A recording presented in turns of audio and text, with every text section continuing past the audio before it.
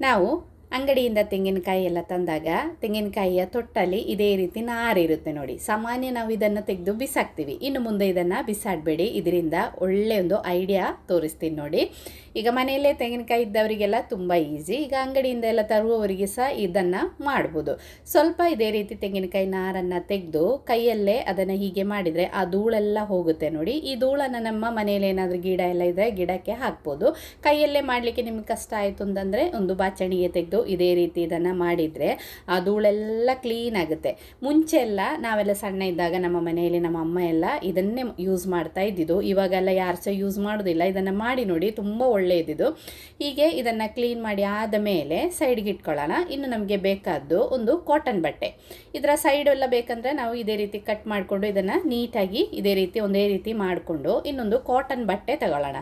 ಈ ಥರ ಸ್ವಲ್ಪ ಸಾಫ್ಟ್ ಆಗಿರುವಂತಹ ಕಾಟನ್ ಬಟ್ಟೆ ತಗೊಂಡ್ರೆ ಸಾಕಾಗುತ್ತೆ. ಅಥವಾ ನಮ್ಮ ಹತ್ರ ಈ ಥರ ಮನೆಯಲ್ಲಿ ಡ್ರೆಸ್ಸಿಂಗ್ ಇದ್ದು ಬಟ್ಟೆ ಬರುತ್ತೆ ನೋಡಿ, ಆ ಥರ ಬಟ್ಟೆ ಇದ್ದರೆ ಅದಾದರೂ ಆಗುತ್ತೆ.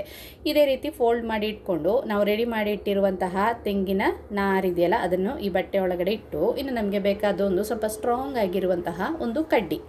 ನಾನು ಈ ಥರ ಒಂದು ಕಡ್ಡಿ ತಗೊಂಡಿದ್ದೀನಿ. ಎಷ್ಟು ಉದ್ದ ಬೇಕೋ ನಮಗೆ ಅಷ್ಟು ಉದ್ದಕ್ಕೆ ಇದನ್ನು ಕಟ್ ಮಾಡಿಕೊಂಡು ಈ ಕಡ್ಡಿಯನ್ನು ಈ ತೆಂಗಿನ ನಾರಿನ ಮಧ್ಯದಲ್ಲಿ ಇಟ್ಟು ಇದನ್ನು ಫೋಲ್ಡ್ ಮಾಡಲಿಕ್ಕೆ ಆಗಬೇಕು ನಮಗೆ ನೋಡಿ. ಈ ಥರ ಫೋಲ್ಡ್ ಮಾಡಿ ಇದನ್ನು ಕಟ್ಟಲಿಕ್ಕೆ ಆಗಬೇಕು. ಅಷ್ಟು ಅಗಲಕ್ಕೆ ಬಟ್ಟೆಯನ್ನು ತಗೋಬೇಕು. ಈ ಥರ ಕಡ್ಡಿಯನ್ನು ಇಟ್ಟು ಈ ರೀತಿ ಫೋಲ್ಡ್ ಮಾಡಿ ಫಸ್ಟಿಗೆ ಒಂದು ಇದೇ ಹಗ್ಗದಿಂದ ಲೈಟಾಗಿ ಇದನ್ನು ಕಟ್ಟಬೇಕು. ಕಟ್ಟಿ ಮತ್ತು ನಾವು ಸೂಜಿ ನೂಲೆಲ್ಲ ಇರುತ್ತೆ, ಆ ಥರ ನೂಲು ತಗೊಂಡು ಸ್ವಲ್ಪ ಟೈಟಾಗಿ ನೂಲನ್ನು ಸುತ್ತಬೇಕು. ಆವಾಗ ಅದು ಟೈಟಾಗಿರುತ್ತೆ, ಬೇಗ ಬಿಚ್ಚಿ ಹೋಗೋದಿಲ್ಲ ನೋಡಿ. ಫಸ್ಟಿಗೆ ಸ್ವಲ್ಪ ಲೈಟಾಗಿ ಈ ಥರ ಕಟ್ಕೊಂಡು ಇನ್ನು ನೂಲು ತಗೊಂಡು ಟೈಟಾಗಿ ಇದನ್ನು ಸುತ್ತಬೇಕು. ಈ ರೀತಿ ಸುತ್ತಿ ಕಟ್ಟಿ ಇಟ್ಕೊಂಡ್ರೆ ನಮಗೆ ಇದರಿಂದ ಒಳ್ಳೆ ಒಂದು ಬ್ರಷ್. ಇದು ನಾವಿವಾಗ ದೋಸೆ ಎಲ್ಲ ಮಾಡುವಾಗ ಕಾವಲಿಗೆ ಎಣ್ಣೆಯನ್ನು ಹಚ್ಚಲಿಕ್ಕೆ ನಾವು ಬ್ರಷನ್ನು ಯೂಸ್ ಮಾಡ್ತೀವಿ. ಈಗ ಎಲ್ಲ ಸಿಲಿಕಾನಿದೆಲ್ಲ ಅಂಗಡಿಯಿಂದೆಲ್ಲ ತರ್ತಾರೆ ನೋಡಿ, ಆ ಥರ ತರೋದು ಬೇಡ. ನೂಲನ್ನು ಟೈಟಾಗಿ ಇದೇ ರೀತಿ ಸ್ವಲ್ಪ ಜಾಸ್ತಿ ಸುತ್ತಿದರೆ ಅದು ಟೈಟಾಗಿ ಇರುತ್ತೆ. ಇನ್ನು ಆ ಎಕ್ಸ್ಟ್ರಾ ಬಟ್ಟೆ ಇರೋದನ್ನೆಲ್ಲ ಕಟ್ ಮಾಡಿಕೊಂಡ್ರೆ ಒಂದು ಸೂಪರ್ ಆಗಿರುವಂತಹ ಬ್ರಷ್ ರೆಡಿ ಆಯಿತು. ಈಗ ಎಣ್ಣೆ ಎಲ್ಲ ಹಚ್ಚಲಿಕ್ಕೆಲ್ಲ ಸೂಪರ್ ಆಗುತ್ತೆ ನೋಡಿ.